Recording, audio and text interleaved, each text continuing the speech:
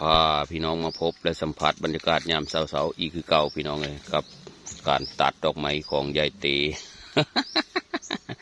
ปูไว้แล้วก็ตัดขายแกว่า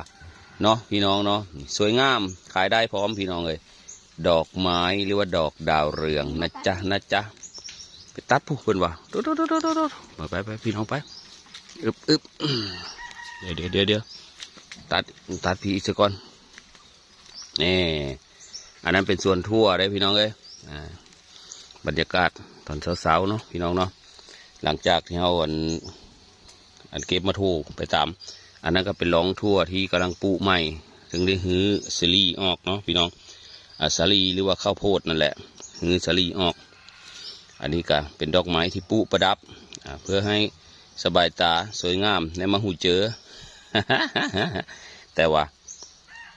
คือละหอดวันพระวันศีลก็สามารถตัด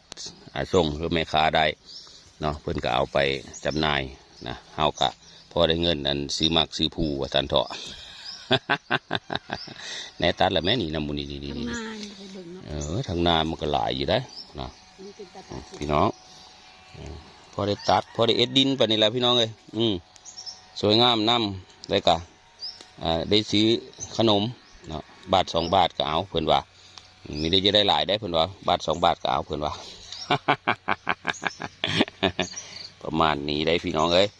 ขอบคุณขอบเจอพี่น้องปองป่ายคู่คนนะครับเนาะที่แวะเอามาเป็นกำลังแรงกำลังเล่นเจอให้ดูยูเซอร์นะครับนี่กับเตี้ยบรรยากาศยามเช้าๆไปทางนาพี่น้องทางนากันลายจะได้พี่น้องเอ้ยดอกไม้นี่ ทางนากับดอกไม้ก็หลายจะได้ปลูกไว้เนาะกำลังละปลูกอียูพี่น้องเลยกำลังจะปลูกตอนนี้กำลังเพาะเมล็ด